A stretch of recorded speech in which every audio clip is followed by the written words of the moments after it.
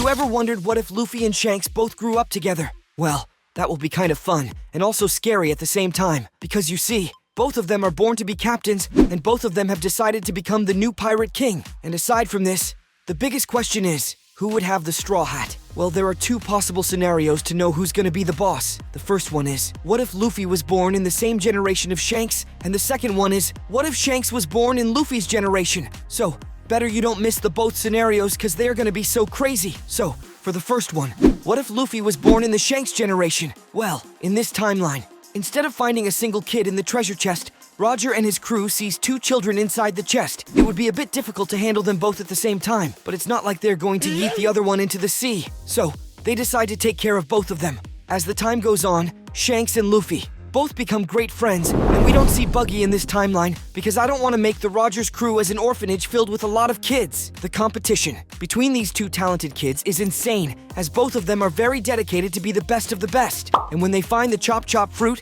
in this timeline, there is no Buggy to eat it, so the fruit was neither eaten by Shank or Luffy. They would have sold it for a huge amount of berries right away. At a very young age, Shanks and Luffy learns the armament and observation haki from Rayleigh, and both of them become very powerful kids now. Being around Roger, they both desired to be like him, and wanted to build a crew greater than his when they grew up. The question is, who's gonna get the straw hat? Well, if Roger sees Luffy, in the original timeline, he would literally feel like he's watching himself in the mirror, and his dream to meet the Joy Boy would be fulfilled as well. So, without a doubt, Roger sees a greater potential in Luffy than Shanks. And the good thing here is that Shanks doesn't hate Luffy for not getting the straw hat. When we look into the original series, Buggy was jealous of Shanks as he was stronger and more intelligent than him. So, Shanks treats Luffy as his little twin brother and decides to be along with him for his entire life. Roger also tells them both that they are equal to him, but he was much more connected to Luffy compared to Shanks this time. Now it's time to claim the One Piece for Roger's crew. So Luffy getting the straw hat directly from Roger is so honorable for him.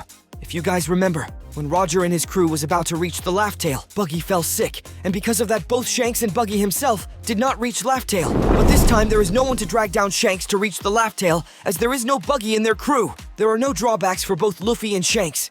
They both go to the most mysterious island with Roger's crew. At a very young age, they saw the real treasure, the One Piece. Now the One Piece is no more secret. After Roger's execution, Luffy and Shanks, both of the youngsters, fall into chaos. But when the world was in search of the One Piece, these two teenagers already knew where it was hidden. But despite claiming it, they both decide to leave it there, as it was not the correct time for both of them to become the new Pirate King, as they were too young for that powerful title. This time, they both decide to build a crew together and conquer the sea. Without any clashes, they both are in the same crew the Shanks had in the original series. But the twist here is, Shanks is not the captain of the crew. The captain for the red-haired pirates is our boy Luffy. And now, the name of the crew is changed as well. It is called the Blackhaired Pirates. This crew is far more dangerous than the red-haired pirates. As two of them owning the Conqueror's haki, no enemy could stand in front of them. The government is so scared of these pirates that they placed an insane amount of bounty on their heads, a much bigger value than in the original series. Can you imagine having two Yonkos from the same crew?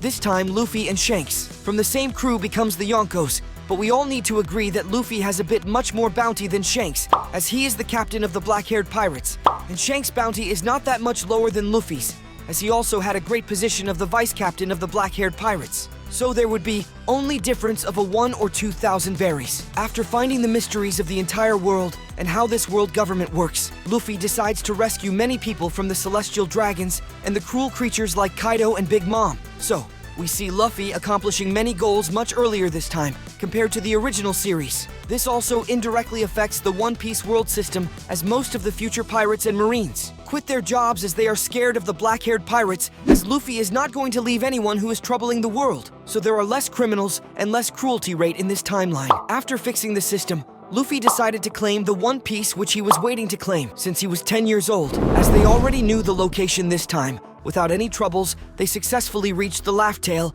and claims the One Piece. This would crush the dream of many pirates, and the whole worst generation will fall into chaos after knowing that Luffy became the Pirate King. So, this was my opinion if Luffy was born in the same generation of Shanks. Now moving on to our second scenario, in which Shanks will be in the Luffy's generation, which is more crazier than the first one. So, don't miss this one as well. First things first, Shanks was the only reason for Luffy to become the pirate. But what if Shanks was also a kid like Luffy in the time he met Luffy in the original series? This would change the entire destiny of Luffy, Shanks, and the Straw Hats as well. So, like Roger found Shanks in the original series. This time, instead of Roger, Garp the Marine Vice Admiral finds Shanks, but in a different place and in a different time. Now along training Luffy, he also decides to train Shanks and make them both as great responsible Marines. He manipulates them both to become the Marine captains and live a disciplined life, as there is no one to brainwash them to become pirates. They both agreed to Garp and went to very hardcore training to build up their physiques. This time, there is also no one to steal the Gum Gum fruit. So where would it be? And also this time, the fruit absolutely wouldn't choose Luffy as the successor because Luffy has no intentions to free the world. His only goal now is to hold a position as a captain and serve the Celestial Dragons. Then, who will actually have the fruit now? Many of you guys think it will be Ace, the one who will consume it and fulfill the will of Joy Boy. But it's a big no. Ace doesn't share the same mentality as Joy Boy, and the fruit chooses only a pure-hearted person to be the successor. So, I think there would be no one.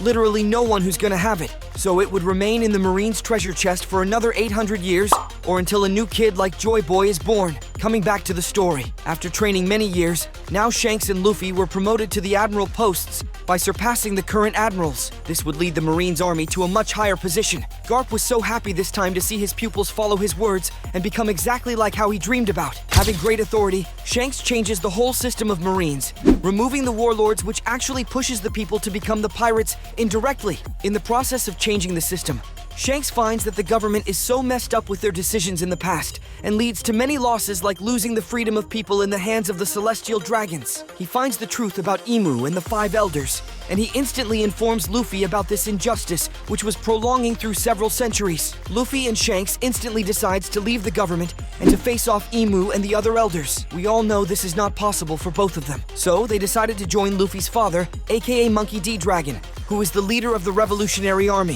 Seeing Luffy's willingness to serve under Dragon, he instantly takes both of them on his side. Garp gets news that Shanks and Luffy joined the Revolutionary Army. He was not so shocked with it this time, as Luffy was the son of Dragon, and there is no wonder for him to see them both going on the same path. Now, the ultimate goal for the Revolutionary Army is to crush the government and take over the authority. They instantly declare a war against the world government. This leaves many Marines into a nightmare of getting destroyed, so most of the officers leaves the Marines as well. This leads to a huge loss for Imu and his disciples. Even Garp doesn't want to fight his own son and grandson now. So, we see Garp retiring for his job as well. Dragon, with his ultimate power, wipes out most of the Marines and makes a way to Shanks and Luffy to reach the empty throne, a seat located on the Holy Land Mary Jawaz inside Pangaea Castle, which is very difficult to enter for a common person. They both might face a tough time with the Gorosei, but in the end, they successfully defeat them and reach Imu. Imu reveals every secret he knows from the very beginning of the existence of Joy Boy. This leaves Luffy into a very shocking state, but finally,